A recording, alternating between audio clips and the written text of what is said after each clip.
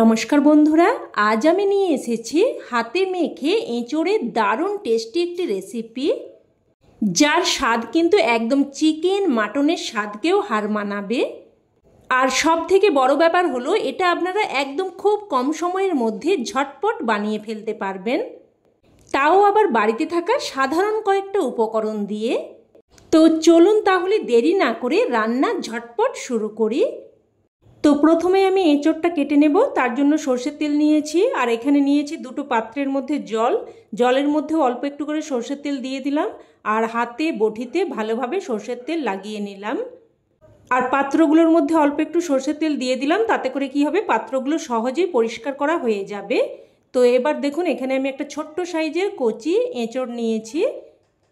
তো প্রথমে এঁচোড়ের মুখের দিকটা কেটে নিয়ে এইভাবে একটু করে নিতে হবে। তারপর দেখুন জলের মধ্যে আঠাটা ধুয়ে তারপর এঁচোড়টাকে 4 টুকরো করে কেটে নিচ্ছি। এবার এক টুকরো নিয়ে দেখুন খোসাটা ভালোভাবে ছাড়িয়ে নেব। আর খোসাটা কিন্তু অবশ্যই ভালোভাবে ছাড়িয়ে নেবেন, না হলে কিন্তু খেতে বেশি ভালো লাগবে না। তো খোসাটা ভালোভাবে ছাড়িয়ে নিয়ে এবার দেখুন এঁচোড়ের এই যে বুকের দিকের অংশটা ভালোভাবে বাদ দিয়ে দিলাম। এবার এইভাবে ছোট ছোট টুকরো করে কেটে নিলাম। আর এঁচোড়ের সাইজটা যেই রকম মোটা রাখবেন সেই অনুযায়ী কিন্তু এঁচোড়টাকে লম্বালম্বিভাবে টুকরো করে নিতে হবে, তাতে করে খোসাটা কিন্তু খুব সহজেই ছাড়িয়ে নেওয়া যাবে। আর যেহেতু একদমই কচি এঁচোড়, তাই কিন্তু কোনো কিছু বাদ দেওয়ার প্রয়োজন নেই। এইভাবে শুধু বুকের দিকের অংশটা বাদ দিয়ে টুকরো করে নিলেই চলবে। তো সমস্ত এঁচোড়টা কেটে নিয়ে ভালোভাবে ধুয়ে নিয়েছি। আর এখানে সাথে দুটো মিডিয়াম সাইজের আলুকে দেখুন এইরকম ডুমো ডুমো করে কেটে নিয়েছি। আর এঁচোড়ের মধ্যে আলু না দিলে খাওয়াটা কিন্তু ঠিক জমে না। তো এবার আমি এখানে একটা মশলা তৈরি করে নেব। তার জন্য গ্যাস অন করে কড়াই বসিয়ে এখানে দিয়ে দিয়েছি দুটো ছোটো এলাচ, এক টুকরো দারচিনি, আর অল্প একটু জায়ফল, 1 চামচ গোটা জিরে, হাফ চামচ গোটা ধনে। এবার এই সমস্ত মশলাগুলোকে মিডিয়াম ফ্লেমে নাড়াচাড়া করে কিছুক্ষণ ভেজে নেব, যতক্ষণ না অবধি মশলা থেকে একটা সুন্দর ফ্লেভার বেরোতে শুরু করছে। তো দেখুন মশলাগুলোকে লাল করে ভেজে নিয়েছি। এবার একটা পাত্রের মধ্যে সাথে সাথেই নামিয়ে নিলাম। এবার ওই কড়াইয়ের মধ্যে দিয়ে দিলাম প্রায় 1 চামচ মতো সর্ষের তেল।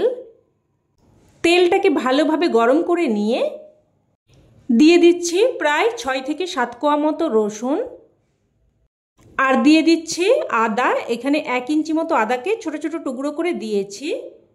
এবার এই রসুন আর আদাটাকে নাড়াচাড়া করে একটু ভেজে নেব।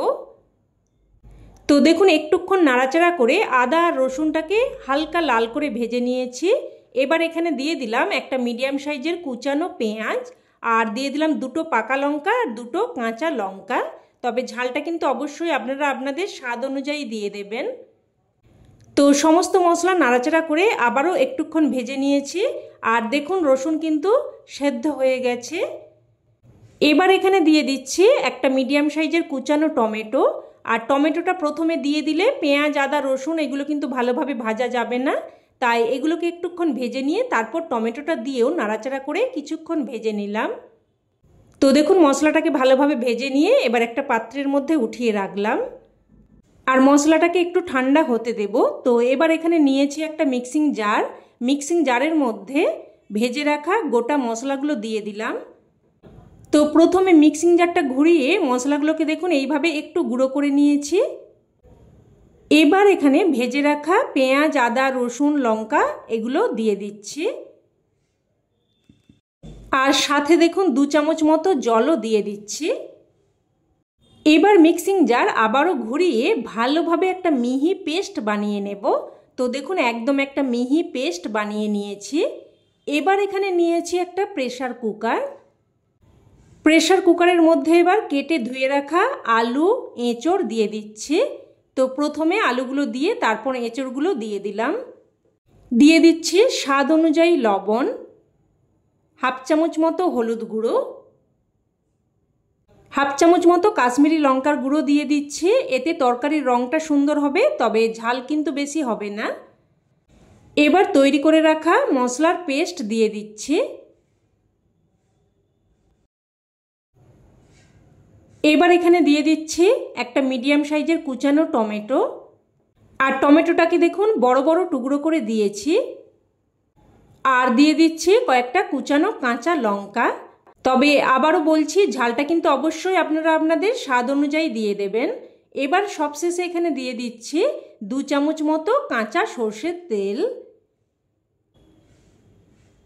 এবার সব কিছু হাতের সাহায্যে ভালোভাবে মাখিয়ে নেব। বন্ধুরা, আপনারা তো এঁচোড় অনেক রকমভাবেই রান্না করে খেয়েছেন, তো একবার এইভাবে বানিয়ে দেখবেন, খেতে অসম্ভব টেস্টি হয়। তো সব কিছু মাখিয়ে নিয়ে এবার এখানে আমি স্বাদের ব্যালেন্সের জন্য অল্প একটু চিনি দিয়ে দিলাম। আর মিক্সিং জারটা ধুয়ে বেশ কিছুটা জল দিয়ে দেব। তবে আপনারা রান্নাতে যেমন গ্রেভি খেতে চাইবেন সেই অনুযায়ী কিন্তু জলটা দিয়ে দেবেন। তো আবারও সব কিছু ভালোভাবে মিশিয়ে নিয়ে এবার প্রেসার কুকারের ঢাকনা আটকে দিচ্ছি। এবার গ্যাস অন করে বসিয়ে দিয়েছি আর জাস্ট কিন্তু একটা সিটি দিয়ে দেব। তবে এখানে সিটির পরিমাণটা কিন্তু এঁচোড়ের কোয়ালিটির উপর নির্ভর করবে। যদি এঁচোড় একটু শক্ত হয় তাহলে কিন্তু 2 বা 3টে সিটিও লাগতে পারে। তো একটা সিটি দিয়ে এবার গ্যাসের ফ্লেম বন্ধ করে আমি কিন্তু প্রায় 10 থেকে 15 মিনিট অবধি রেখে দেব। আর একটু বেশিক্ষণ রেখে দিলে তরকারির কালারটা কিন্তু খুব সুন্দর আসবে। তবে যদি হাতে সময় কম থাকে 2-3টে সিটি দিয়ে তারপর 5 মিনিট রেখে ঢাকনা খুলে নিতে পারেন। তো দেখুন কালারটা কতটা সুন্দর হয়েছে। আর আপনাদের দেখিয়েও দিচ্ছি এঁচোড় আর আলু ভালোভাবে সেদ্ধ হয়েছে কিনা। দেখুন এঁচোড় একদম ভালোভাবে সেদ্ধ হয়ে গেছে আর আলুও দেখুন খুব সুন্দরভাবে সেদ্ধ হয়ে গেছে। আর রান্না কিন্তু এখন একদম তৈরি। এবার এটা গরমাগরম ভাতের সাথে পরিবেশন করুন, খেতে তো জাস্ট ফাটাফাটি লাগে। অবশ্যই এইভাবে একবার বানিয়ে দেখুন, আর বানিয়ে থাকলে কমেন্টে জানাতে যেন ভুলবেন না খেয়ে আপনাদের কেমন লাগলো। আর রেসিপি ভালো লেগে থাকলে প্লিজ একটা লাইক দিয়ে দেবেন, আর চাইলে বন্ধুবান্ধব আত্মীয়স্বজনদের সাথে শেয়ারও করতে পারেন। আর চ্যানেলের নতুন বন্ধু হয়ে থাকলে চ্যানেলটি অবশ্যই করে সাবস্ক্রাইব করে নেবেন। তো আজ এই অবধি, আবারও অন্য কোনো রেসিপিতে দেখা হবে। ততক্ষণে ভালো থাকবেন, সুস্থ থাকবেন। ধন্যবাদ।